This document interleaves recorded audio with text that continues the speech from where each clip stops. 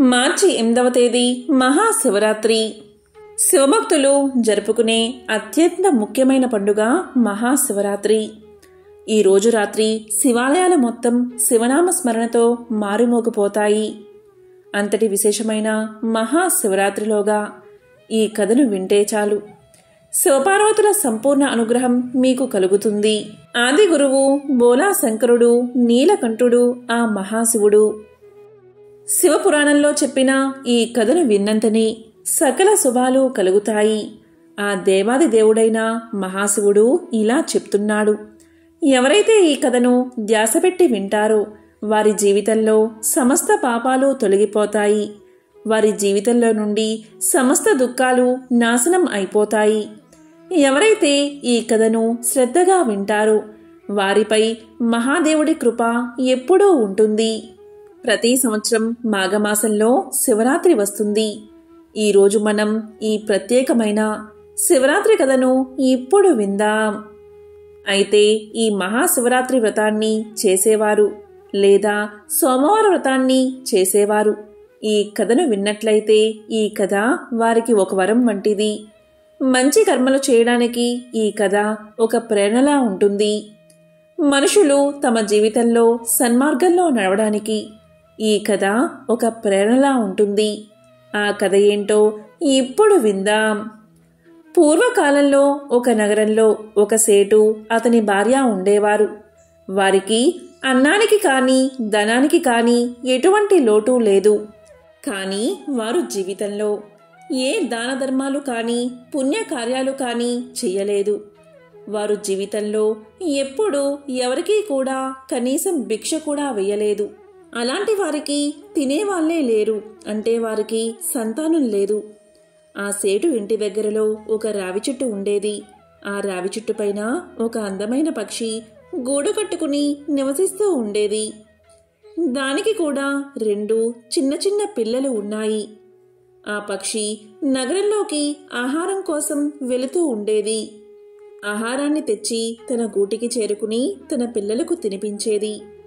అటువంటి పక్షి రోజు నగరంలోకి వెళ్లి ఆహారం సేకరించే క్రమంలోనే సేటు ఇంటికి కూడా వెళుతూ ఉండేది. కానీ అక్కడ ఆ పక్షికి ఒక దానా కూడా ఎప్పుడూ లభించేది కాదు. పక్షి ఇలా ఆలోచిస్తూ ఉండేది: ఈ నగరంలో పెద్ద ఇల్లు ఈ సేటుదే. చాలా ధనవంతుడు ఇతను. కానీ ఇతను ఎటువంటి దానాలు చేయడం లేదు. కనీసం ఎవరికి భిక్ష కూడా వేయడం లేదు. ఏ జీవ జంతువులకు ఇతను సహాయం చేయడం లేదు. పక్షులకి ధాన్యం కూడా వేయడం లేదు. ఈ సేటు చాలా పిసినారి అనుకుంది. ఒకరోజు పక్షి తన గూటి నుంచి వెళ్ళి ఆ సేటు ఇంటికి వెళ్ళి కూర్చుంది. అదే సమయంలో ఆ సేటు మరియు అతని భార్య ఇలా మాట్లాడుకుంటున్నారు. సేటు భార్య సేటుతో ఇలా చెప్తుంది: మన దగ్గర చాలా ధనముంది, ఎంతో సంపద ఉంది. ఈ నగరంలోనే మనం ధనవంతులం. మనకు ధనానికి ఎటువంటి లోటు లేదు. ఈ ధనాన్ని మనం ఏం చేసుకుంటాం? మనకు వారసులు లేరు కదా. ఈ ధనాన్ని తినేవారు ఎవరో అని భర్తను అడిగేసరికి దానికి సేటు ఇలా పలుకుతాడు: ఇందులో మనం చేసేదేముంది? మన తలరాత ఇలా ఉంది. మన తలరాతలో పుత్ర ప్రాప్తి లేదు. ఎప్పటి వరకు మనం జీవించి ఉంటామో అప్పటి వరకు ఈ ధనాన్ని ధాన్యాన్ని తింటాం. అలాగే ఎవరి తలరాతలైతే ఈ సంపాదన తినాలి అని ఉందో తరువాత ఈ సంపదను వారు తింటారు. ఈ విధంగా వారు మాట్లాడుకుంటూ ఉన్నారు. ఆ పక్షి అదంతా కూడా చాలా ధ్యాసపెట్టి వింటుంది. వారి మాటలు విన్న తర్వాత ఆ పక్షి అక్కడి నుంచి వెళ్ళిపోతుంది. తన ఆహారాన్ని సేకరించుకుని తిరిగి మళ్ళీ గూటికి చేరుకుంటుంది. కానీ ప్రతిరోజు కూడా సేటు ఇంటికి వెళ్ళి వారు మాట్లాడుకునే మాటలు అన్నీ కూడా వింటూ ఉండేది ఆ పక్షి. ఆ పక్షి చాలా మంచి స్వభావం కలిగినది. దాని మనసు చాలా దయ కలిగింది. ఆ సేటు భార్య కూడా రోజు పక్షిని చూస్తూ ఉండేది. ఆ సేటు భార్యకు ఆ పక్షి బాగా నచ్చింది. దీంతో ఆమె సేటుకు తెలియకుండా దాచిదాచి ఆ పక్షికి ఆహారం పెట్టడం మొదలుపెట్టింది. ఆ పక్షి ఆహారాన్ని తింటూ ఉండేది. ఇలా కొన్ని రోజులు గడిచాయి. ఒకరోజు ఆ పక్షి మనసులో ఇలా అనుకుంది, ఈ సేటు భార్య చాలా మంచిది, నాకు రోజూ కూడా ధాన్యాన్ని వేస్తుంది. కానీ వారింట్లో పుత్రులు లేరు. ఏం చెయ్యాలి? నేను ఏం చేస్తే ఆ సేటు భార్యకు పుత్రుడు కలుగుతాడు? ఒక స్త్రీ ఎప్పటి వరకు అయితే తల్లి కాకుండా ఉంటుందో అప్పటి వరకు పరిపూర్ణమైన స్త్రీ అవ్వలేదు కదా. ఒక ఆడదాని బాధ ఇంకొక ఆడదే కదా అర్థం చేసుకోగలుగుతుంది అని అనుకుంటూ ఆ సేటు భార్యని తలుచుకుంటూ తనలో తాను ఎంతో బాధపడుతూ ఉండేది. నేను వీళ్ల కోసం ఏం చేయగలుగుతాను అని తనలో తాను చాలా ఆలోచించుకుంటూ ఉండేది. ఇలా అనుకుంటూ ఉండగా దానికి ఒక ఆలోచన వచ్చింది. నేను ఎందుకు మహాదేవుడి దగ్గరకు వెళ్ళకూడదు అని అనుకుంది. నేను ఆ మహాదేవుడి దగ్గరకు వెళ్ళి సేటు మరియు సేటు భార్య గురించి మొరపెట్టుకుంటాను అని ఆలోచిస్తూ తన గూటికి వెళ్ళి మగ పక్షితో చెప్తుంది, నేను కొన్ని రోజులు బయటకు వెళ్తున్నాను. మీరు పిల్లల్ని చూసుకుంటూ ఉండండి. వారికి సమయానికి నీటిని ఆహారాన్ని అందించండి అని చెప్పి ఆకాశ మార్గంలో ప్రయాణం మొదలు పెడుతుంది. ఈ విధంగా పక్షి చాలా వేగంగా ఉరకలు వేస్తూ దూసుకుని పోతుంది. పగలు రాత్రి ఎగురుతూనే ఉంటుంది. చాలా కష్టపడుతుంది. ఆకలి దాహం కూడా మర్చిపోయి ఎగురుతూనే ఉంటుంది. అలా ఎగురుతూ ఎగురుతూ చివరకు కైలాస పర్వతాన్ని చేరుకుంటుంది. ఎక్కడైతే దేవాది దేవుడు ఆ మహాదేవుడు పార్వతీదేవి ఉంటారో అక్కడికి పక్షి ఎగురుకుంటూ వెళ్ళి పార్వతీ అమ్మవారి పాదాల వద్ద పడుతుంది. వెంటనే స్పృహను కోల్పోతుంది. పక్షిని స్పృహలోకి తీసుకువచ్చి పార్వతీదేవి ఇలా అడుగుతుంది, ఓ పక్షి, నీవు ఎవరు? ఎక్కడి నుంచి వచ్చావు? ఎందుకు కంగారు పడుతున్నావు అని అడుగుతుంది అమ్మవారు. దానికి పక్షి ఇలా చెప్తుంది, అమ్మా పార్వతీమాత, నేను చాలా దుఃఖంలో ఉన్నాను. నేను చాలా దూరం నుంచి వచ్చాను. కానీ ఈ దుఃఖమైతే నా కోసం కాదు, వేరే వారి కోసం నేను దుఃఖంలో ఉన్నాను అని అనగా పార్వతీదేవి ఇలా అంటుంది, చూడు పక్షి, నాకు అర్థమయ్యేలా చెప్పు. అసలు విషయం ఏమిటి? వివరంగా చెప్పు అని అడుగుతుంది. దానికి పక్షి ఇలా చెప్తుంది, అమ్మా, ఎక్కడైతే నేను నివాసం ఉంటున్నానో అక్కడ ఒక సేటు అతని భార్య నివసిస్తున్నారు. వారికి పుత్రులు లేరు. ఆ సేటు భార్య చాలా మంచిది. ఆమెకు ఒక పుత్రుణ్ణి ప్రసాదించండి అని పక్షి అడుగుతుంది. అలా అడిగి వెంటనే స్పృహను కోల్పోతుంది. దీంతో పార్వతీదేవి మళ్లీ పక్షిని స్పృహలోకి తీసుకురావడానికి చాలా ప్రయత్నం చేస్తుంది. చాలా సమయం తర్వాత పక్షి మళ్లీ స్పృహలోకి వస్తుంది. అప్పుడు పార్వతీమాత పక్షికి ఆహారాన్ని పెట్టి నీటిని అందిస్తుంది. పక్షితో ఇలా చెప్తుంది, ఓ పక్షి, నీవు చింతించకు. కొంత సమయంలోనే మహాదేవుడు ధ్యానం నుంచి లెగుస్తారు. తరువాత నీవు మహాదేవుడితో మాట్లాడు అని చెప్తుంది మాత. ఇక మహాదేవుడు నిద్ర లేస్తాడు.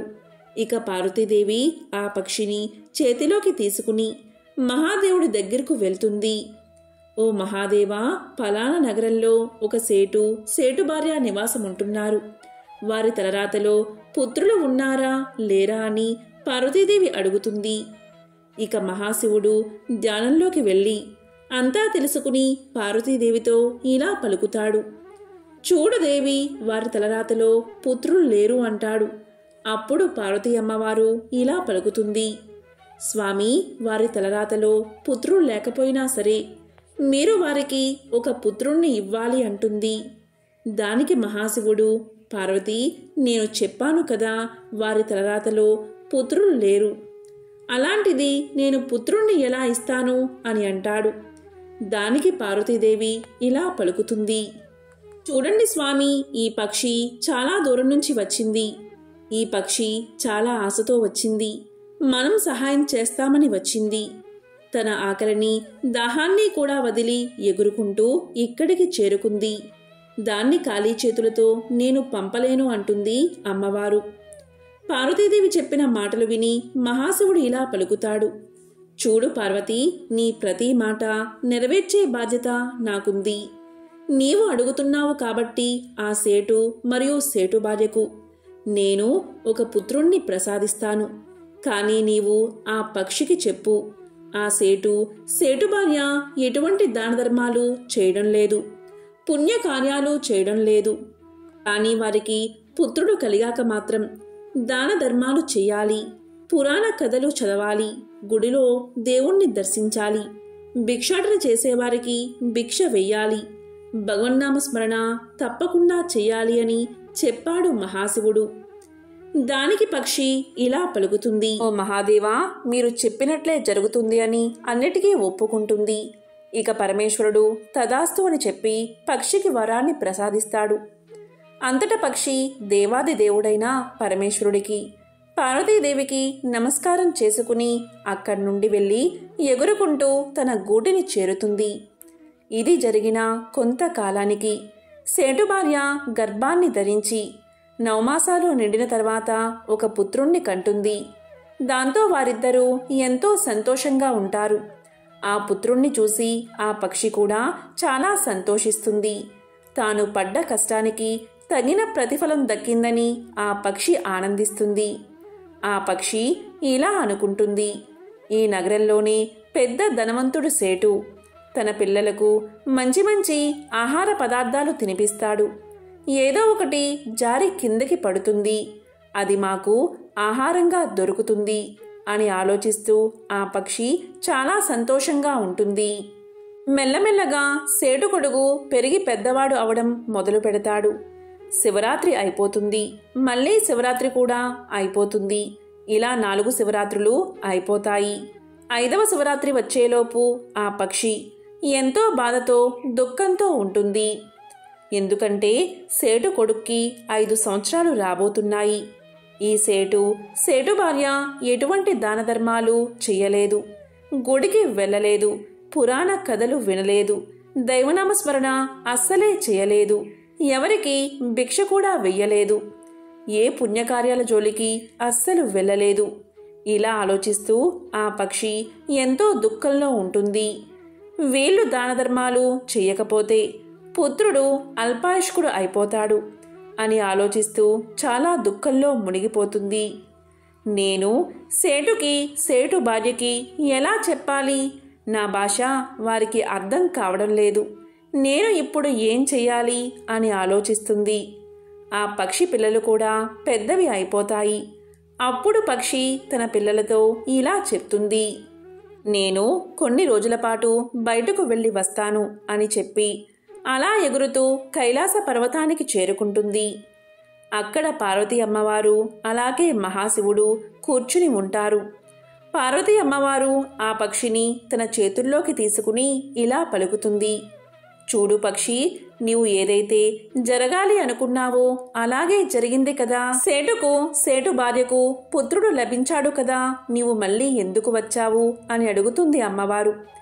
దానికి పక్షి ఇలా పలుకుతుంది, ఓ పార్వతీమాత, సేటు భార్యను నేను సన్మార్గంలో తీసుకురావడంలో విఫలం అయ్యాను.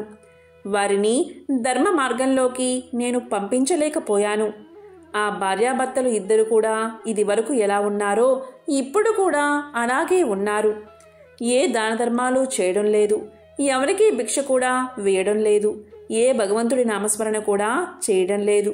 ఇప్పుడు కూడా వారు అలాగే ఉన్నారు అని చెప్పగా పరమశివుడు ఇలా అంటాడు, చూడు పక్షి, వాళ్ళు ఇలానే ఉంటే వారి పుత్రుడు అల్పాయుష్కుడు అవుతాడు అని చెప్పగా ఆ మాట విని పార్వతీదేవి యొక్క పాదాలపై పడి ఆ పక్షి తలను కొట్టుకోవడం ప్రారంభించింది.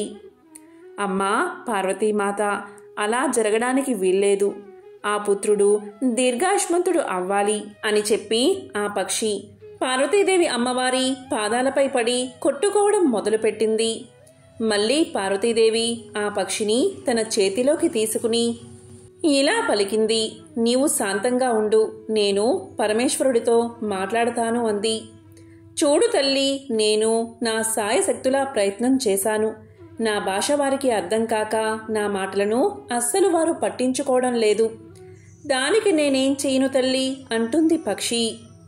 ఇంకా ఇలా పలుకుతుంది, అమ్మా, నీవు అలాగే మహాశివుడు అక్కడికి వెళ్ళి సేటు మరియు సేటు భార్యను సన్మార్గంలోకి తీసుకురండి అని పలికింది.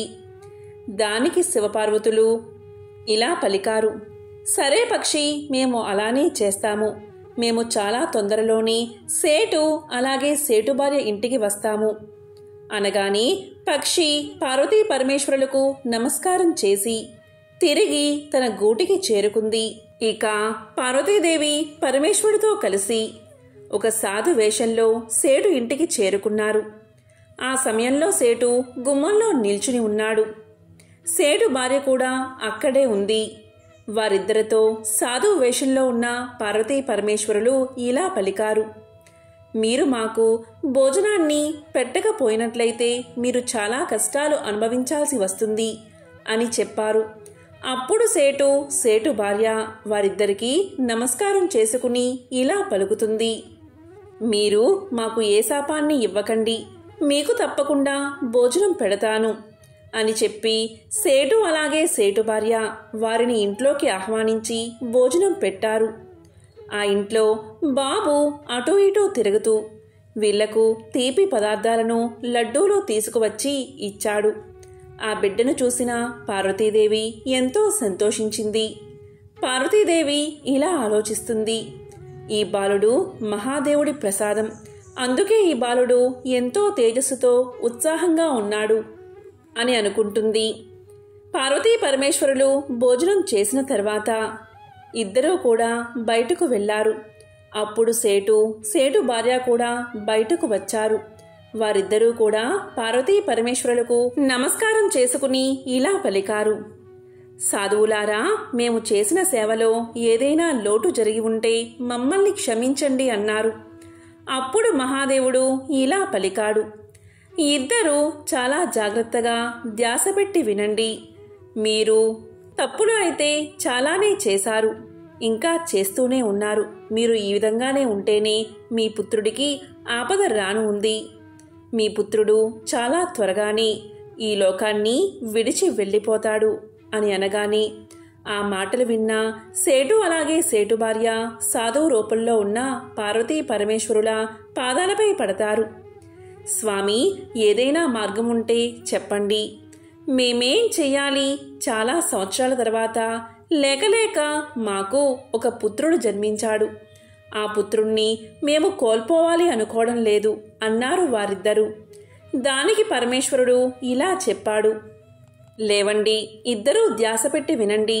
ఈ రోజు నుంచి మీ గుమ్మంలోకి ఎవరు వచ్చినా సరే వాళ్ళు ఖాళీ చేతులతో మీ ఇంటి నుంచి వెళ్ళకూడదు. వాళ్లకు దాన ధర్మాలు చెయ్యండి, అవసరంలో ఉన్న వారికి సహాయం చెయ్యండి, జీవ జంతువులకు సహాయం చెయ్యండి, ధర్మ కార్యక్రమాలు చెయ్యండి, పుణ్య కార్యక్రమాలు చెయ్యండి, మహాశివరాత్రి వ్రతాన్ని చెయ్యండి, ఈశ్వరుణ్ణి ప్రార్థించండి అని పలికాడు మహాశివుడు. మహాశివుడు చెప్పిందంతా విని భార్యాభర్తలు ఇద్దరూ కూడా వాళ్లకు నమస్కారం చేసి సాధువు రూపంలో ఉన్న పరమేశ్వరుడి పాదాలపై పడ్డారు. స్వామి, మీరు చెప్పిన విధంగానే చేస్తాము అన్నారు. అప్పుడు పరమేశ్వరుడు ఇలా అంటాడు, చూడండి, మీ ఇంట్లో ఆడుకుంటున్న మీ పుత్రుడు నిజానికి మీ తలరాతలో లేడు. కైలాసం వరకు ఒక పక్షి ఎగురుకుంటూ వచ్చింది. ఆ పక్షి కైలాసం వరకు వచ్చి పరమేశ్వరుని వేడుకుంది. ఆ పక్షి యొక్క కష్టం వల్లే ఈరోజు మీ ఇంట్లో ఒక అందమైన పుత్రుడు ఆడుకుంటూ ఉన్నాడు అని అనేసరికి అది విన్న సేటు మరియు సేటు భార్య ఇలా అంటారు, స్వామి, ఆ పక్షి ఎవరు అని అడుగుతారు. అప్పుడే ఆ పక్షి అక్కడకు వస్తుంది. పార్వతీ పరమేశ్వరులకు నమస్కారం చేస్తుంది. పార్వతీ పరమేశ్వరులు సేటు ఇంటికి వచ్చిన రోజే మహాశివరాత్రి. ఆ సేటు ఇంట్లో పార్వతీ పరమేశ్వరులు వారి యొక్క అసలైన రూపంలోకి వచ్చారు. సేటు మరియు సేటు భార్యకు దర్శనం కల్పించారు. ఆ పక్షి యొక్క శివరాత్రి వ్రతం సంపూర్ణమైనది. దీంతో చాలా ఆనందంగా సంతోషంగా ఆ సేటు మరియు సేటు భార్య శివరాత్రిని జరుపుకున్నారు. మహాశివరాత్రి వ్రతాన్ని ఆచరించారు. ఆ పక్షి కూడా శివరాత్రి వ్రతాన్ని చేస్తుంది. మహాశివుడి దర్శనాన్ని చేసుకుని వారు ఎంతగానో సంతోషించారు.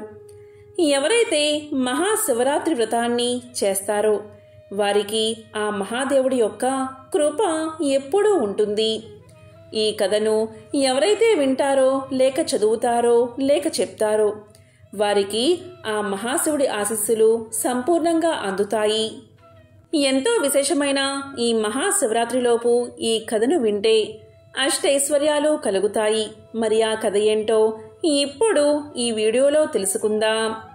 పూర్వం అవంతిపురంలో నంది అనే వైశ్యుడు ఉండేవాడు. అతను గొప్ప శివభక్తుడు. ప్రతిరోజు నగరానికి సమీపంలో ఉన్న అడవికి వెళ్ళి అక్కడున్న ప్రాచీన శివలింగాన్ని ఆరాధించేవాడు. శాస్త్ర ప్రధానంగా శివుడికి నిత్యము పంచామృతాలతో అభిషేకం చేసి షోడశోపచారాలతో ఆయన్ని దివ్యంగా పూజించేవాడు. పూజలో భాగంగా వివిధ రకాల పుష్పాలు, ఫలాలు, ముత్యాలు, గోమేధిక వైడూర్యాలు, మాణిక్యాలు ఈ విధంగా అడవిలో ఉన్న ఆ శివలింగం నంది చేత రకరకాల భోగాలతో ఎన్నో సంవత్సరాలు పూజించబడింది. ఒకనాడు అడవి మృగాలను వేటాడే కిరాతకుడు ఒకడు వేటాడుతూ అక్కడికి వచ్చాడు. శివలింగం ఉన్న ఆలయం కనిపించింది కిరాతకుడికి. కిరాతకుడు అంటే వేటగాడు. అక్కడికి వచ్చేసరికి కిరాతకుడికి ఎంతో దాహం వేసింది. అటూ ఇటూ చూశాడు. దగ్గరలోనే ఒక సరోవరం కనిపించింది. ఒడ్డున తన సామాన్లు పడేసి సరస్సులోకి దిగి కాలు కడుక్కున్నాడు. కొంత నీటిని నోటిలో ఉంచుకుని బయటకు వచ్చాడు. వచ్చి చూస్తే శివలింగం కనిపించింది. రకరకాల రత్నాలతో పుష్పాలతో కనిపించింది. దాంతో కిరాతకుడు సరాసరి శివలింగం దగ్గరకు వచ్చి అక్కడున్న రత్నాలను పక్కకు తోసేసి తాను నోటిలో తెచ్చిన నీళ్లతో లింగానికి స్నానం చేయించాడు. ఆ పక్కనే బిల్వ వృక్షం ఉంది. దాని ఆకుల్ని తెచ్చి స్వామి మీద పెట్టాడు. అలాగే వేటాడి తెచ్చిన మాంసం ముక్కలని బయటకు తీసి నైవేద్యం పెట్టాడు. ఇలా తనకు తోచిన రీతిలో శివపూజ చేసిన ఆ కిరాతకుడు ఇలా అన్నాడు: స్వామి శంకర, నిన్ను చూస్తే నాకు ఎంతో ఆనందంగా ఉంది. ప్రతిరోజు నీకు ఇలాగే పూజలు చేస్తాను. నన్ను కరుణించు స్వామి అని వేడుకున్నాడు. ఈ విధంగా ప్రతిరోజు కిరాతకుడు అక్కడికి వచ్చి ఈ విధంగా పూజలు చేయడం ప్రారంభించాడు. ఈ విషయాన్ని అక్కడికి వచ్చిన నంది చూశాడు. ఎంతో బాధపడుతూ, అయ్యో, నేనేదో పాపం చేసి ఉంటాను. నా పూజలో ఏదో లోపం ఉండి ఉంటుంది. నేను చేసే పూజ స్వామికి నచ్చలేదేమో. ఇదంతా నా దురదృష్టమని చింతిస్తూ ఇంటికి తిరిగి వచ్చాడు. నంది దీనంగా ఉండడం చూసి ఆయన పురోహితుడు ఇలా అడిగాడు: అయ్యా, తమరు ఎందుకు ఇలా ఉన్నారు అని అడిగాడు. దానికి నంది ఇలా పలికాడు: ఓ బ్రాహ్మణోత్తమా, నేను ఈరోజు శివపూజ కోసం వనానికి వెళ్ళాను. అక్కడ శివుడి ముందు మాంసాన్ని చూశాను. ఇంతకు ముందు నేను చేసిన పూజనంతా ఎవరో చిందరవందర చేశారు. నాకు చాలా బాధగా ఉంది. నా పూజను చెడగొట్టి మాంసాన్ని నైవేద్యంగా పెట్టిన వాడెవడో నాకు తెలియదు. ఇప్పుడు నేనేం చెయ్యాలి అన్నాడు నంది. దానికి పురోహితుడు ఇలా అన్నాడు: అయ్యా, తమరు ఏం బాధపడకండి. రేపు పొద్దుట నేను కూడా మీతో వస్తాను. ఇద్దరం కలిసి అక్కడికి వెళ్దాం. ప్రతిరోజు వచ్చి నీ పూజ చెడగొట్టేవాడు ఎవడో తెలుసుకుందామని ధైర్యం చెప్పాడు. ఆ విధంగా ఆ మర్నాడు ఇద్దరూ కలిసి వనంలో ఉన్న శివలింగం దగ్గరకు వెళ్లారు. పురోహితుడు రుద్రాధ్యాయాన్ని పఠిస్తూ ఉండగా నంది చక్కగా లింగానికి ఏకాదశ రుద్రాభిషేకం చేశాడు. తరువాత యథావిధిగా రత్నాలు, పుష్పాలు సమర్పించి షోడశోపచార పూజ కూడా వైభవంగా చేశాడు. ఇలా 2 జాముల కాలం గడిచింది. అప్పుడు ఆ సమయంలో మహాకాలుడిలా నల్లగా ఎత్తుగా ఉన్న కిరాతుడు చేతిలో ధనస్సు, బాణం పట్టుకుని అక్కడకు వచ్చాడు. ఎంతో భయంకరంగా ఉన్న ఆ కిరాతకుణ్ణి చూసి నంది భయపడిపోయాడు. అతనితో పాటు పక్కన ఉన్న పురోహితుడు, అతని బృందం కూడా వణికిపోయారు. అప్పుడు కిరాతకుడు రోజూ చేసినట్లే ఎవర్నీ పట్టించుకోకుండా అప్పటిదాకా వారు చేసిన పూజా ద్రవ్యాలను పక్కకు తోసేసి పుక్కిట్లో నీరు తెచ్చి లింగంపై వేసి మాంసం నైవేద్యంగా స్వామికి సమర్పించాడు. బిల్వ ఆకులు తెచ్చి లింగంపై వేశాడు. ఒకసారి సాష్టాంగ నమస్కారం చేసి తిరిగి తన దారిన తాను వెళ్ళిపోయాడు. ఈ దృశ్యాన్నంతా చూసిన నందికి, అతని పురోహిత బృందానికి ఎంతో ఆశ్చర్యం కలిగింది. దీంతో నంది తిరిగి ఇంటికి వచ్చిన తర్వాత పండితులందరినీ పిలిచి ఈ విషయాన్ని వారికి చెప్పి, ఓ విప్రులారా, ఇప్పుడు నేను ఏం చెయ్యాలో చెప్పండి అన్నాడు. అప్పుడు పండితులు నందితో ఇలా అన్నారు, అయ్యా, నీవు ఎంతో పవిత్రంగా పూజ చేసే ఆ శివలింగం ప్రతిరోజు పాడు చేయబడుతుంది. ఇక శివలింగం అక్కడ ఉండడం మంచిది కాదు.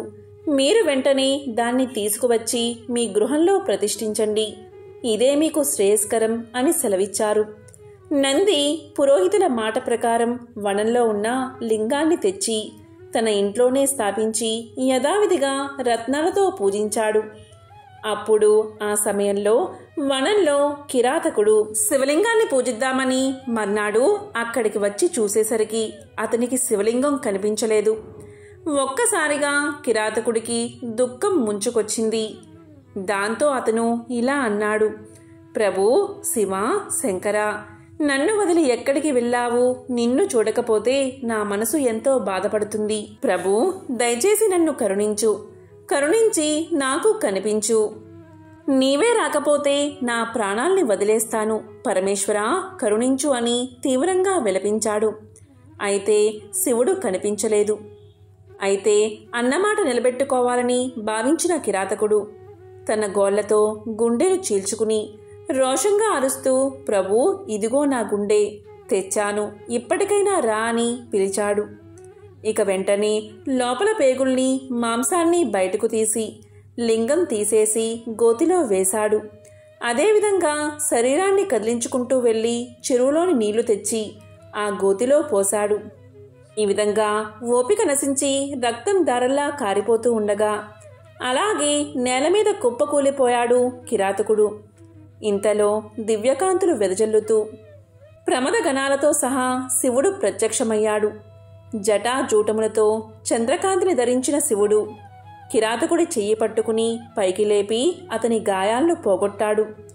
ఎంతో ప్రేమగా ఇలా అన్నాడు, కిరాత, నీవెంతో గొప్ప భక్తుడివి. నాకు సంతృప్తి కలిగింది. నీవు ఎన్నో పూజలు చేశావు. నా కోసం ప్రాణాలు సమర్పించడానికి సిద్ధపడ్డావు. నీ భక్తి అనన్య సామాన్యం. నీకేం వరం కావాలో కోరుకో అన్నాడు. ఇక రుద్రుడి మాటలు వినగానే కిరాతకుడికి ఎంతో ఆనందం కలిగింది. వెంటనే ఆయన పాదాల మీద పడి, ప్రభూ, నేను నీ దాసుణ్ణి. నాకు జన్మజన్మల్లో నీ మీద అచంచలమైన భక్తి ఉండేలా అనుగ్రహించు. నీవే నాకు తల్లి, నీవే నాకు తండ్రి, నీవే నాకు గురువు, నీవే నాకు దైవం, నీవే నాకు బంధువు, నీవే నాకు మిత్రుడు. నాకు నీవు తప్ప వేరొకరు అక్కర్లేదు. ఇక నాకు వేరే ఏ కోరిక లేదు. నిన్ను దర్శిస్తే చాలు అని వినయంగా పలికాడు. నిష్కల్మషమైన కిరాతకుడి భక్తికి శివుడు చలించిపోయి అతన్ని తన శివమందిరానికి ద్వారపాలకుడిగా నియమించాడు. అదే సమయంలో దేవదుందుబులు మోగాయి. ఆ ధ్వని పక్కనే ఉన్న నంది ఇంటిదాకా వినిపించింది. వనంలో నుంచి దివ్యమైన ధ్వనులు వినపడేసరికి నంది ఎంతో ఆతృద్దాగా అక్కడికి పరుగున వచ్చాడు. అక్కడ ఎదురుగా తన్ముడైన కిరాతకుడు కనిపించాడు. ఎంతో అద్భుతం జరిగిందని నందికి అనిపించింది. వెంటనే కిరాతకుడి చేతులు పట్టుకుని, అయ్యా, నీవు కూడా నాలాగే శివభక్తుడివి. నిన్ను అనుగ్రహించడానికి సాక్షాత్తు శివుడే ఇక్కడికి వచ్చాడు అనిపిస్తుంది. దయచేసి నన్ను కూడా శివుడి దగ్గరకు తీసుకువెళ్ళు. ఆ స్వామి యొక్క దర్శనాన్ని కల్పించు అని ప్రార్థించాడు. నంది ప్రార్థన విన్న గుణవంతుడైన కిరాతకుడు నంది చెయ్యి పట్టుకుని శివుడి దగ్గరకు తీసుకువచ్చి శివుడికి చూపించి, శివ, ఇతడు నంది అనే వైద్యుడు. ఇతడు ప్రతిరోజు మిమ్మల్ని రత్నాలతో పూజిస్తాడు. ఇతడు నా మిత్రుడు అని పరిచయం చేశాడు. కిరాతకుడు మాటలు విన్న శివుడు, కిరాత, ఈ నంది ఎవరో నాకు తెలియదు. కల్లా కపటం లేని నీవే నాకు నిజమైన భక్తుడివి. నీవే నా మిత్రుడివి. ఎలాంటి స్వాభిమానం, దుర అహంకారం లేనివాడే నా నిజమైన భక్తుడు. అంతేకాని స్వార్థంతో కూడినవాడు కాదు అని చెప్పాడు. అప్పుడు కిరాతకుడు, ప్రభూ, నేను నీకు స్నేహితుడిని అన్నావు కదా, ఇతను నాకు మిత్రుడు. మిత్రుడు నీకు మిత్రుడే. ప్రభూ దయచేసి నాతో పాటు ఇతన్ని ఉద్ధరించు అని ప్రార్థించాడు. ఇక కిరాతుని మాటలు కాదనలేక శివుడు వారిద్దరినీ తన పరిచారకులుగా స్వీకరించాడు. అదే సమయంలో దివ్య విమానం అక్కడికి వచ్చింది. అప్పుడు ఇద్దరూ కలిసి దాన్ని ఎక్కి సరాసరి కైలాసానికి చేరుకున్నారు. అక్కడ కైలాసంలో వీరికి ఘన స్వాగతం లభించింది. వారందరికీ కైలాసం చేరగానే శివుడి సారూప్యం లభించింది. వారు శివుడిలా మారిపోయారు. అప్పుడు పార్వతీదేవి నవ్వుతూ, నాదా, వీరిద్దరూ పరమ భక్తితో నిన్ను మెప్పించారు. వీరి జీవితం ఎంతో ధన్యమైంది. వీళ్ళిద్దరినీ ఏ కార్యంలో నియమిస్తే బాగుంటుంది అని అడిగింది. వారిద్దరూ పార్వతీ పరమేశ్వరులకు నమస్కారం చేసి, ప్రభూ, మేమిద్దరం మీ ద్వారానికి కాపలాగా ఉంటాం. దయచేసి మాకా సేవా భాగ్యాన్ని ప్రసాదించండి అని కోరారు.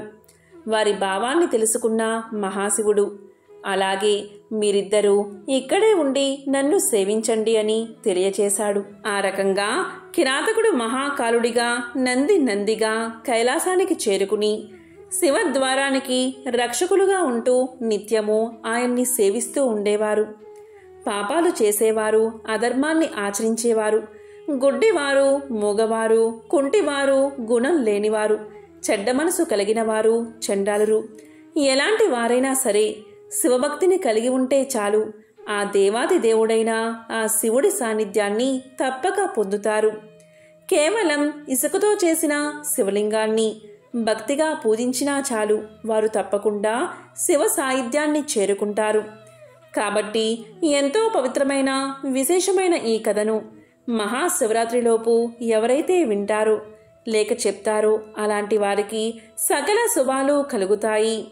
వారి యొక్క జన్మజన్మల పాపాలు తొలగి కోటి జన్మల పుణ్యం వస్తుంది. శివ సాన్నిధ్యం లభిస్తుంది. ఓం నమః శివాయ. ఓం నమో నారాయణాయ.